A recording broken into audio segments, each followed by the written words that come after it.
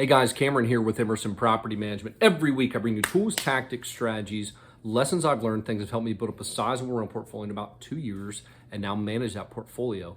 Today, guys, I want to talk about learnings, about improvements that we've made in 2022 that we're going to be implementing into 2023, or that we've already made towards the second half of 2022. So we're really getting those implemented for 2023 and beyond, and we think are making us a better property management business.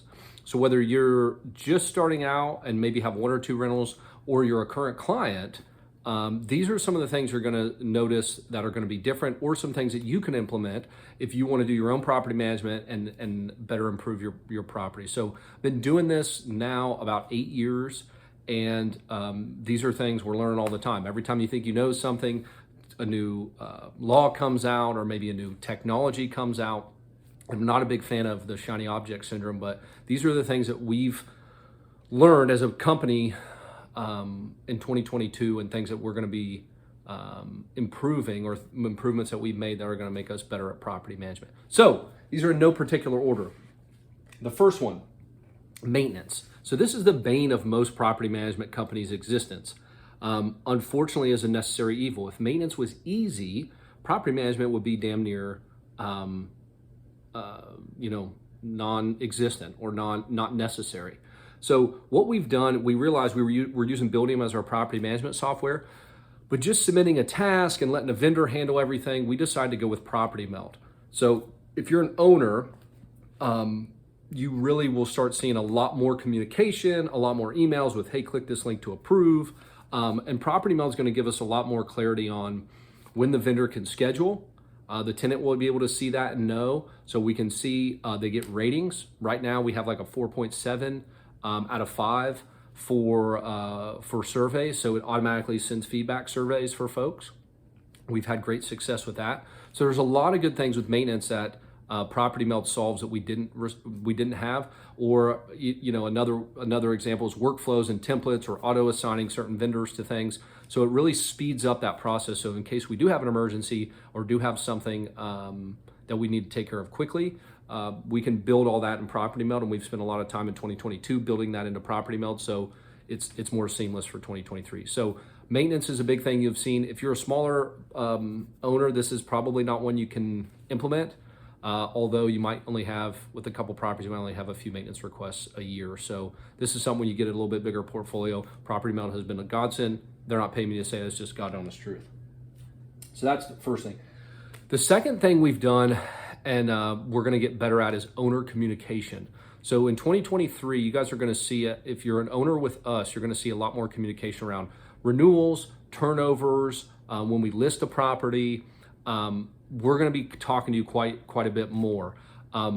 We were using Trello before as our kind of project management software. We're now using Lead Simple.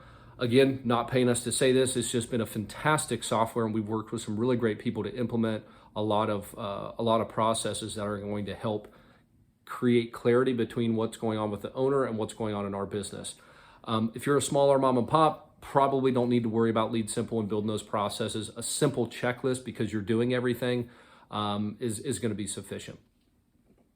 The next one is, and this is just something, this is actually going to be great for small mom and pops and larger companies. The third thing, removing appliances.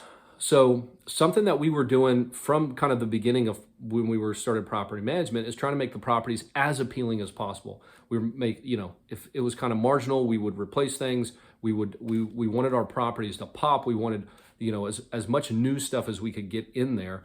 And this included appliances. I can tell you the last dozen, maybe more, maintenance requests I've had around appliances have all needed to just be replaced. So either that part is going to be 8 weeks, 10 weeks, 12 weeks out. Can't let a tenant go 3 months without a refrigerator. Or it's going to cost so much, the part's going to be $300, $400, $500, and I can get a brand new dishwasher for $600. So I am recommending all of our owners, and you'll see this in 2023, any sort of recommendations that we make, is to remove as many appliances as you can. Still keep the stove, obviously. Keep your microwave, dishwasher, But if we can get rid of the fridge, great. Definitely getting rid of washer and dryers. Now, some people might say, well, that makes the property less desirable. You're right. You are 100% right. But I can tell you that if the property is just, if we take $20 or $30 less a month, it's going to come back and save you, because every single time I send somebody out to do maintenance on not every single time, but a lot recently, and maybe it's just with the COVID shortages and whatnot, but things are getting so expensive and labor is getting so expensive that it just doesn't make sense to dispatch somebody when they're going to be, they go out, oh yeah, it's $100 just for a trip charge. And if you want to replace the system, it's going to be another $400. So it's like, well, I'm just going to get a new dishwasher for $600. Then I got to pay somebody to install that. So it really hasn't made sense on appliances. So we're removing washer and dryers, and in most instances, refrigerators as well. Again, that works if you're a mom and pop or whatever, but you're going to see us, if you're an owner working with us, you're going to see us push that, trying to remove some of those appliances and make your property more profitable in the sense of less maintenance requests. And, to be frank, tenants are easier or harder on stuff that isn't theirs. So if it's not their washing machine and dryer, they work it pretty hard. If it is theirs, they treat it a little bit better. So that's another one. That's number 3. Number 4, and I wish we would have done this sooner, but it is what it is. We're using a security deposit alternative. So in Texas, where we operate, there you can still offer a security deposit or still require a security deposit. But there are some states that are saying that is discriminatory. Excuse me. That's discriminatory, and you have to offer an alternative to a security deposit because that puts too much of a financial burden on a tenant trying to get in the property. So some companies have got ahead of this and started offering security deposit alternatives. And these companies basically offer or act as an insurance. So instead of the tenant putting up the $1,500 deposit, they pay this company, a $5, $10, $15 a month fee. And then that company guarantees that up to that $1,500 from the tenant. So once the tenant moves out, we submit our report and what the damages are. The company, and in this case, it's Obligo. Again, they're not paying me to say this is just who we went with.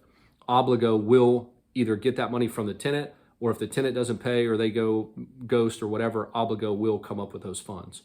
So that has been something that makes properties more desirable. So if you have a tenant that's a little bit, strapped for cash or wants to hold on to that $1,000, $2,000, $3,000 deposit and just do pay $5, $10, $15 a month, they have that option. And it's not impacting. My big thing was, is this going to impact the owners? Is this going to be, because we manage my properties as well. So is this going to be something that's going to hurt me as an owner?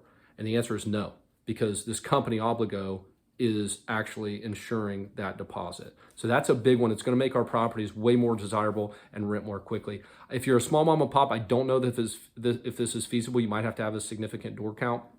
But if you can offer an alternative security deposit, it makes your property more desirable. The next one we're doing self-showings. So this has been a big one for us. We're using Showing Hero.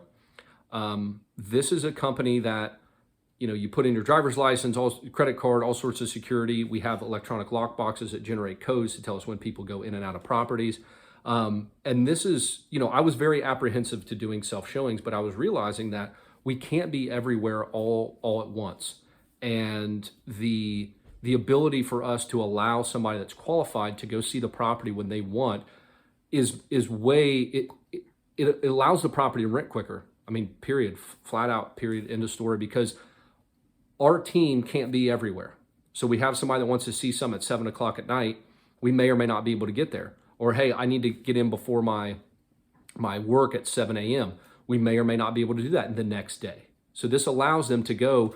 I think they just need like a 15-minute notice so that they can put in the proper qualifications. Like I said, driver's license, credit card. There's all sorts of precautions that we're taking. And the electronic lock boxes, they automatically generate a code and tell us when that code was used and when it was, when they opened it, when they closed it. So I was very apprehensive to self-showings, but this has been a game changer for us. So we do allow self-showings. And I think if you're a small mom and pop, you can also use this as well with a couple units. It would be very helpful because showing a property is very difficult, especially when you get at scale. You can't be everywhere at once. And this allows tenants that are qualified to go see the property very quickly. Two more. Got two more for you. One thing that, and I'll talk about this in another video about the mistakes that we made or I made in 2022.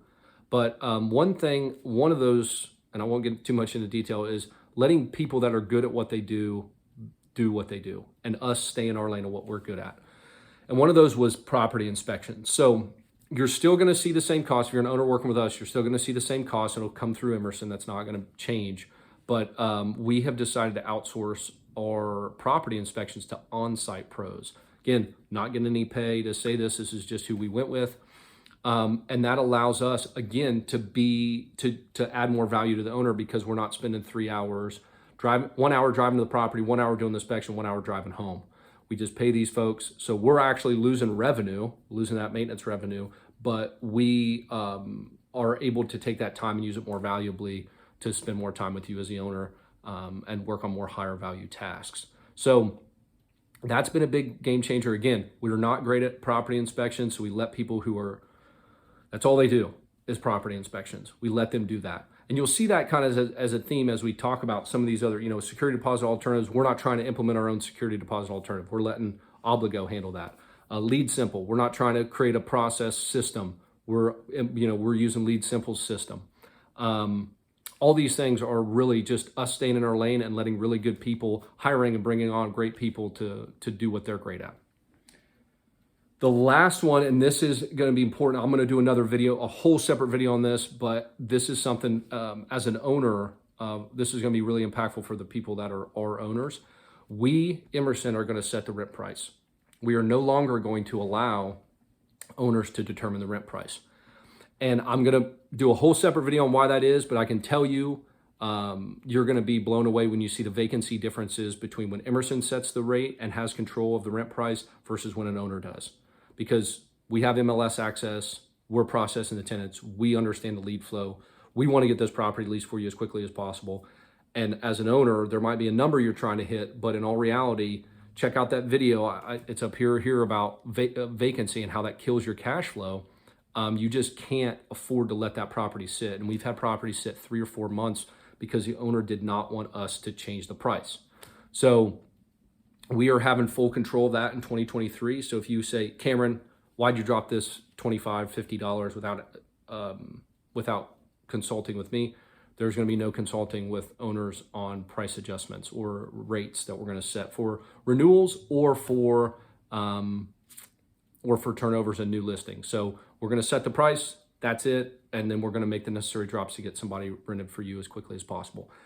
If you're a mom and pop and you're thinking about that, make sure that you're setting rents competitively, because now as we get into 2023, there's a lot more supply. Obviously, interest rates are up, but we've had a lot of flippers who are turning their properties into rentals, and this is creating a lot of supply. So you got to make price adjustments very quickly, where during the pandemic, people were renting everything they could get their paws on. It was as quickly as possible.